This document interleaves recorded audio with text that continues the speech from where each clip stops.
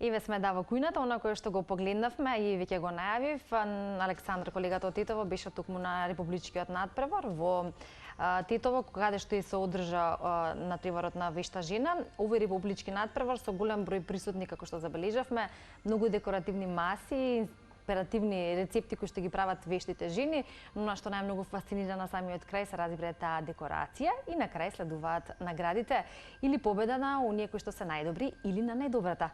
Најдобрата е денеска со нас во студиото, во утринска на Тилма, тоа е Марија Дамјановска, која што ја доби првата награда на овој републички надпревар. Марија, добро утро и добре ни дојдовте во нашето студио. Добро утро, ви благодарам за поканата. Секогаш е чест да бидеш дел од емисиите на Телма. Да, задоволството е и наше. Се разбира и можноста да имаме и вака навистина убави работи на нашата скромна маса тука во утринскиот дел или во оброкот на денот, но кога се вештите жени кај нас на гости, тоа е несомнено така и ние сме и воодушевени не само од вкусот, туку и од изгледот и затоа навистина се потребни вешти раце. Видовме од прилогот како и на кој начин се одвиваше републичкиот надпревар или барем само еден мал дел, со оглед на тоа што трае повеќе, подготовките уште повеќе и самиот настап е делот каде што се покажува кои се вештините. Но јас би сакала и од ваш аспект да ги слушнам впечатоците, импресиите и се разбира крајниот момент кога и се доби оваа награда, односно првото место. Па мене ми е прва година што се надпреварувам на вешта жена. Првен се пријавив да го представувам град Скопје на општинскиот надпревар за избор на вешта жена на град Скопје. Тука победив на моје големо изненадување затоа што мислев дека многу поискусни те надпреварувачки ќе имаат предност заради тоа што искуството е на нивна страна. А јас ми беше дебитанско и кога победив ми беше како вау момент и ни самата не можев да се верувам. Тогаш дури сватив и дека ја ќе треба да одам сега на републичко и кога веќе треба да одиш на републичко, малце е многу посериозно. Да. Али сето тоа искуство, сите тие дружби, сета таа поддршка, не можете да верувате колку вешта жена уствари испадна дека е едно големо здружение на жени кои се подпираат на самите себе првенствено и потоа на сите други жени што се таму. Таа сета дружба, тоа искуство го препорачувам на сите. Секоја жена би требало да го искуси без разлика дали има 20, 30, 40 или 50 години. Моето прво појавување на вешта жена беше на 40 години и каењето е зошто порано не сум се пријавила. Да. Со кулинарство се занимавам одамна, многу сакам да мојата креативност да изразувам преку храната, затоа што првен ние јадеме со очи, не јадеме. Да. Пред да го вкусиш ти треба да ти се привлече. Да. Многу сакам да декорирам храна и да подготвувам и искреноста во работата, начинот на работа, мислам дека допринесува да бидам ја таа што победи. Масата ми беше повторно раѓање. Тортата беше направена рачно, таму се прават на републичката, ние одиме ден порано. И на лице место се прават сите торти. Сето тоа што е прикажано на масата се приготвува тука на лице место пред сите оние вешти жени кои се во жирито. Сега ги гледам инсертите и ми се чини дека негде забележав, ако е тоа вашата торта, со цветчиња и така нешто кое што асоцира веројатно на овој период. Мојата е розовата маса или масата за повторно раѓање. Тоа е од еден стар трупец, некој кој го исекол дрвото. Перфектно е прикажано дрвото како е исечено и повторно излегува нова гранка која процветува и повторно еве го тоа. Да, ова е тоа. Да, ова е тоа. Колку е важна прво идејата првенствено за да може да се уствари или реализира тоа кое што е од замислата, па да излезе на дело, така. Многу е битна замислата. Јас, кога се пријавив, немав идеја што ќе готвам. Но идејата дојде толку спонтано, сите си бараат нешто што би подготвувале, пошто тие дружби, тие разговори, тие организации што се дешаваат пред надпреварот, ние сме во постојана комуникација со сите жени. Сите си споделуваме кој што ќе прави, кој како ќе прави, дали ќе ни се свиѓа, да ти помогнем, да ти дадам идеја, да ми дадеш идеја. Да. идејата тоа е толку многу спонтано, можеби пресврти во мојот живот се случиле, па јас повторно сум се родила, па и сето тоа да така си има некаква символика, така. Да, символика. Да, и сето тоа е добро, споминавте, дава некоја поинакво значење и енергија која што меѓу другото води до победа или до прво место.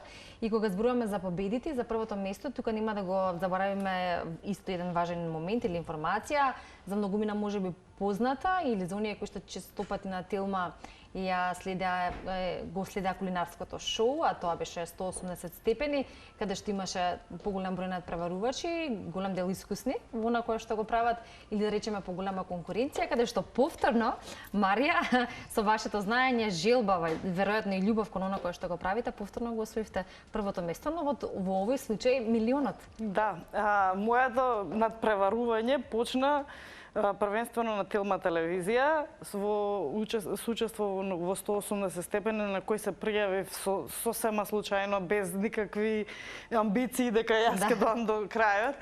Значи, видов постот на Facebook, аплициравме, викна на кастинг, почнавме со снимање, бевме 18, доши 18 луѓе кои и ден денеска сме пријатели и се поддржуваме и постојано комуницираме, си организираме дружби, значи целиот тој тек на снимање кој траеше многу долго, некои 2-3 месеци постојано снимање, испадна, резултираше со победа, моја победа, која на почетокот не ја очекував, како се ближавме при крајот, самодовербата растеше и ја посакував.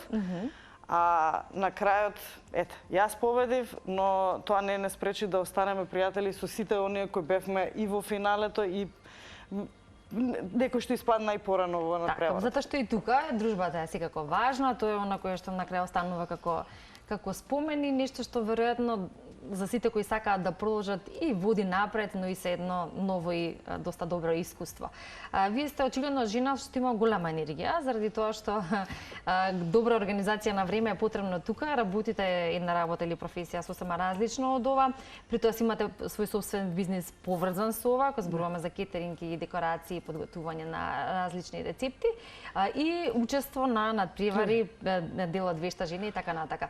Тоа да се постигне во исто време или да се работи паралелно, навистина треба енергија, труд и што е најважно желба. Како се постигнува тоа, како се прави балансот, што е она кое, да кажеме, е некоја добра формула за примена?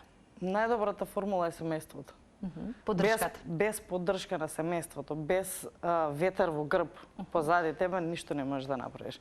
Колку и да си способен, колку и да сакаш да работиш, колку и да се трудиш ти, треба да имаш некој позади тебе што ќе да бутка цело време. Јас ги имам мојот бизнис се вика Синовите на Марија. Почнавме како хуманитарно, подготвувавме блакца. Идејата беше на син ми како да се помогне на сите деца кои немаат пакетчиња за нова година, како ние да направиме тие да имаат. Значи ние почнавме со изработка на чоколади, почнавме со изработка на суви блакца, да ги продаваме за да можеме да заработиме пари, да донираме пари за пакетчиња. Прерасна во поголем бизнис, прерасна во нешто што моментално е, да речем, бренд. Многу луѓе не препознаваат и на улица и не викаат: вие сте од Синовите на Марија, вие сте по сликите што не гледаат и по блакца да не препознаваат. Имаме и уникатни рецепти кои не ги препознаваат. Овие ти се од таму, некој кој ги види, овие ти се таму. Синовите го имаат вашиот талент? Да. И 20 мои синови готват паралелно со мене. Едниот е сега моментално на факултет и малце е позафатен, али помалиот е секојаш со мене во кујна и секојаш е желен. Он си иде од училиште и ако јас работам нешто, он одма вика: што да помогам ја? Што можам јас да направам? Браво. Знае најмалце 20-30 рецепти на памет, што може буквално да му оставам сам да ги сработи и да ги работи. Тука е со свекрваме, тука е сопругот кој, например, сопругот највеќе ми помага во пакување. Ја немам живци, ако ја ќе го направам сето тоа, ама сето тоа треба и да се спакува, он ќе го спакува и ќе го испорача.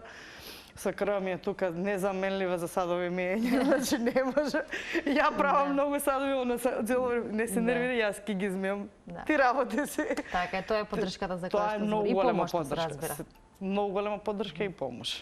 Така е, тоа секогаш треба да се цени, поточно резултатот на крај кој ќе пристигне, се разбира, може да се подели на сите оние кои што имаат удел во тоа, како и во овој случај. Сега ние ќе се префрлиме на ова кое што ги имаме тука на нашата трпеза, а тоа е една убава голема погача, која јас не знам дали ќе се забележи преку камерата, но има еден златен сјај кој што навистина и дава некој посебен шмек, или така како велиме на прва со очи кога гледаме, пред да пробаме го остава првиот впечаток. Каква е оваа погача, дали има посебно име и каква беше и самата подготовка? Ова е славска погача. Многу во последно време се подготвуваат погачи наместо лепчиња за славите. Тоа стана како некој тренд последниве 10 години. Порано бабите подготвуваа лепче со печат озгоре, од црквински печат, но сега се подготвуваат погачи повеќето, затоа што на домакинките им е полесно за сервирање, полесно си кршат погачи. Трендот се смени малце. Ова е една славска погача, е мрсна погача со брашно, јајца, квасец и се. Декорацијата сувомесната, да, чајна. Вонатре има исто сирење, малце сувомесно. Декорацијата е како цвет. Значи со тестото можете да играте како сакате. Јас сум многу голем фан на тесто. Значи, за тесто... За декорирање за тестото? И за декорирање за тестото, и за изработка на тестото, и за вкус на тестото. Значи, кај не со фамилија, кога се готви нешто со тесто, сите, цела куќа мириса на тесто и сите се први на маса да се седне да се јаде нешто кога е направено со тесто. Додека бев и во 180 степени од судиите од Филип Чаловски бев многу пофалена за изработката на тестото и за начинот на кој го обработувам. Дори бев поканета и се уште го немаме одржано час да држам мастер часови за приготвување на тесто и работи од тесто. Врските нивни не се поклопуваат за да го држиме се уште часот, но во блиски днина ќе биде и тоа. Погачата е можете и да ќе исечеме на парче, да го видиме на тришто. Тоа ќе го направам јас додека разговараме. Што ми беше инспирација и што сакав да споменам во однос на кога се подготвува тестото и кога се бира, да кажеме, кога може да се експериментира со вкусот и кога се додаваат различни состојки, зависи со тоа како сакаме да биде, дали да биде благо, дали да биде солено и што е она кое меѓу другото може да се стави внатре. Што ви е лично омилено, например, ако зборуваме можеби за некои како благи колачи или куглов или нешто слично или вакви? Блага погача, например, највеќе сакам со брусница и со джем од брусница внатре. Значи, парчиња брусница и джем од брусница. Мене ми е тоа омилено. Самиот вкус на брусницата дава посебен шмек. Мали сладки тајни кулинарски, доколку готвите, во тестото ставите барем пола чашка сок од портокал, многу поубаво мириса, многу поубав шмек добива и доколку е солена погача, би требало да биде обично тесто, не експериментирате со повеќе сол или помалце сол, може да додадете сирење во месењето или нешто слично, но не експериментирате повеќе сол, може само да го расплази тестото и да не можете да го направите кој што треба. Да, за ако сакаме посолено, може и нешто додаток да се ставиме со погачата. Значи погачата или тестото, обработка со тестото си барат соодветен сооднос на брашно, сол, квасец и шеќер. Ако ставите повеќе шеќер, ќе ви биде постегнато тестото. Ако ставите повеќе сол, ќе ви биде порасплазено тестото. Значи сето си бара тоа соодветен сооднос и најбитно е месењето, да го измесите убаво. Баба ми викаше 100 пати низ рака, ако не го поминеш, не е тестото месено. И веројатно по тоа се гледа или се чувствува по самиот вкус.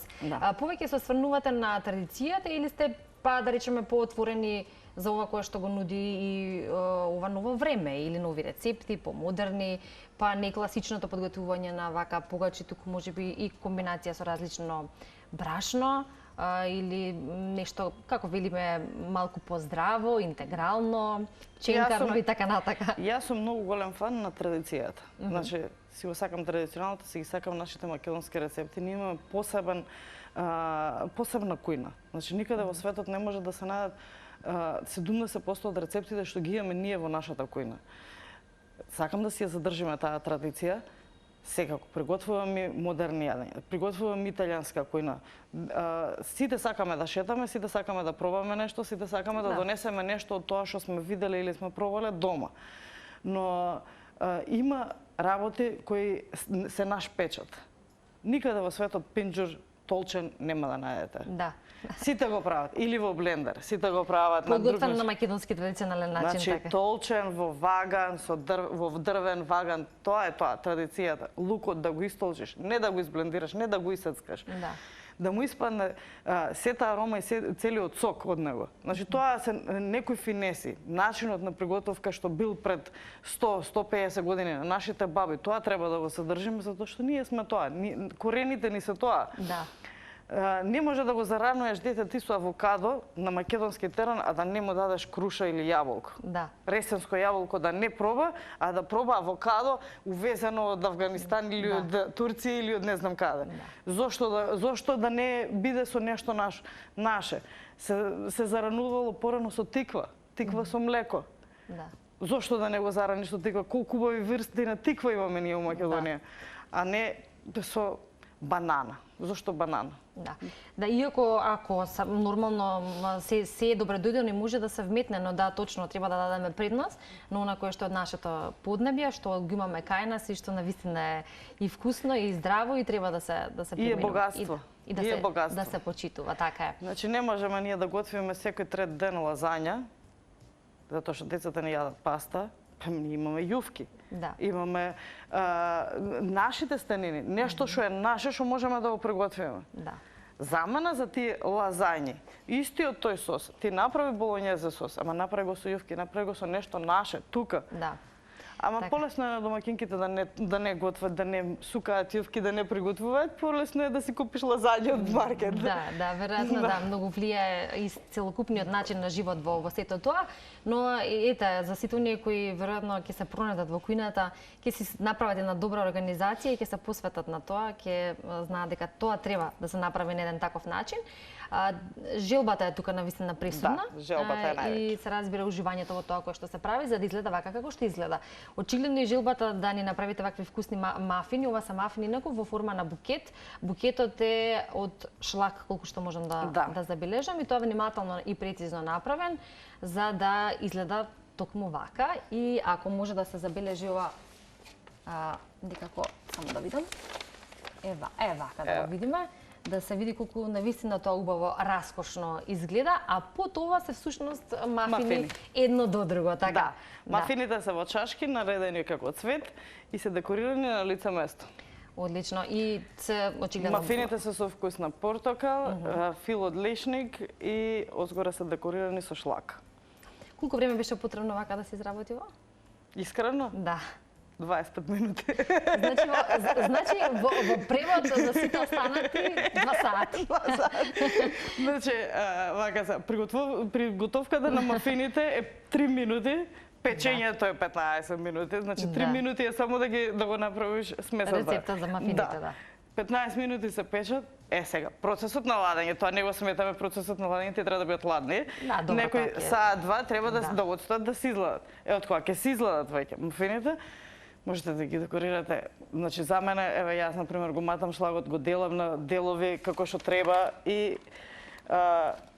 Можеме, како би откачиле еден мафин, често една вилушка дајме. Јас сум љубопитна, се надевам дека и гледачите ќе бираат да видиме како изгледа мафинот како мафин.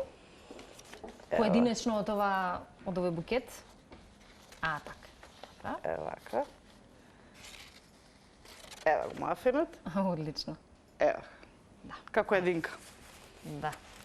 Навистина убаво и доста прецизно, вака да не се распадне, да не се, иако се одвојува од самиот букет, сепак направено стручно со... За да си стои како целина. Така е, да. Навистина преубава, Марија.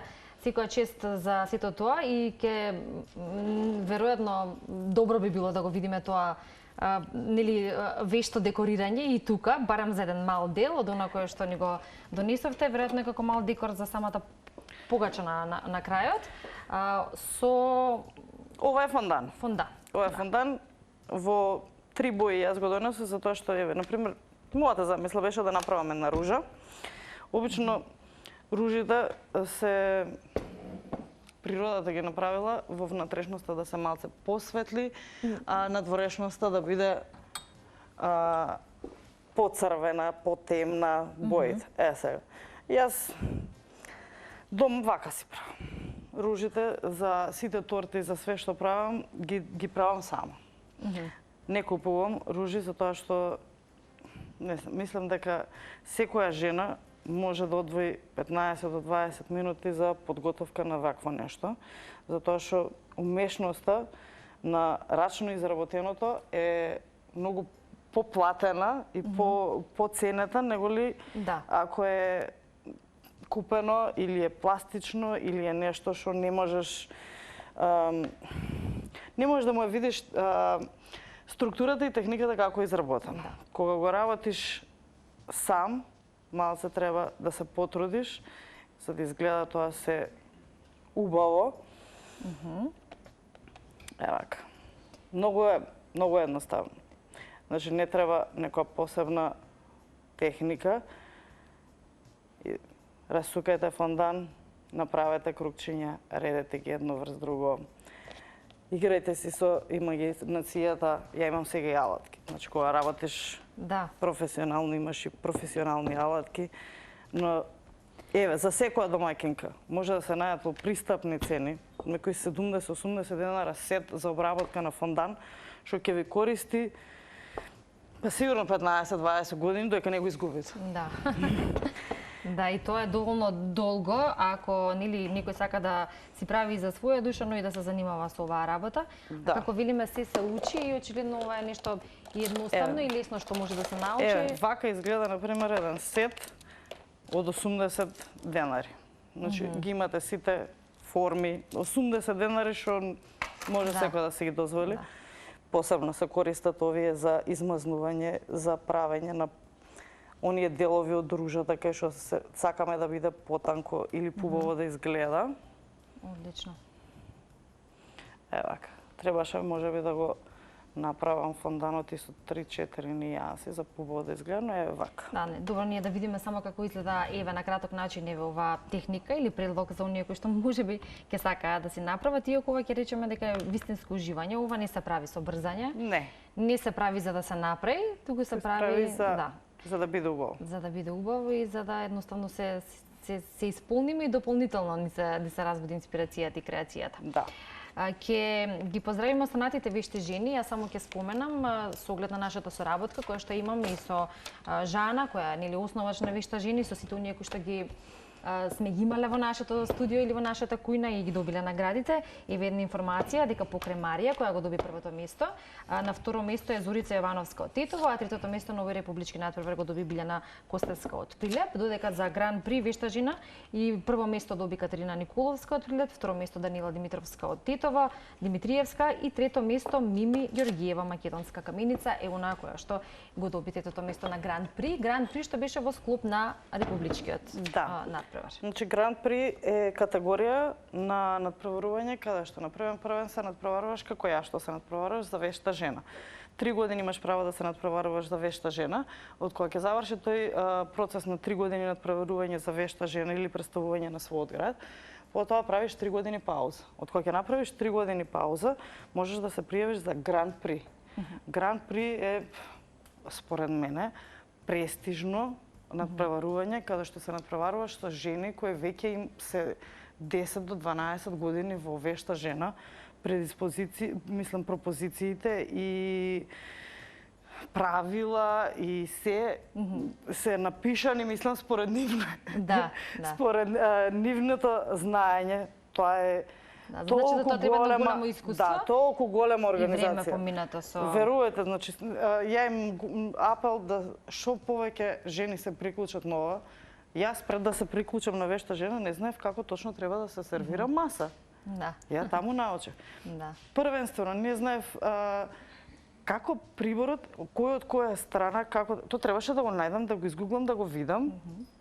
А по надпреварувањето во вешта жена, по сите тие едукации, трубење, воа треба вака, тоа треба така, ваму треба во. Да. Значи, Не тоа само е. што се Учите. надпреварувате, туку и учите преку тоа и сето тоа е на придобивка или повеќе придобивки на едно место или на еден начин и веројатно Најголема придобивка е дружбата. Да, Верувајте.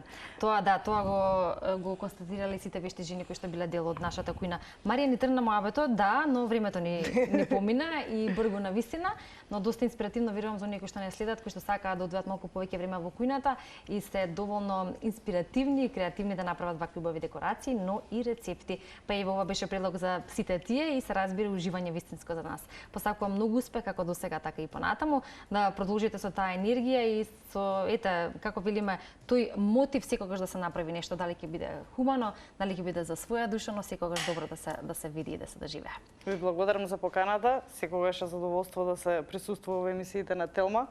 Се надевам еден ден јас ќе имам своја емисија тука. Кулинарско шоу некоја. Да. Некој од следните мои проекти го планирам такво нешто. За која телевизија ќе биде ќе видиме. Да. Ама сепак ви благодарам за поканата. Бидете поддржувачи на Вешта жена како и досега, следете на и апелирате секогаш да имаме повеќе спонзори, повеќе жени да ни се пријавуваат. Да.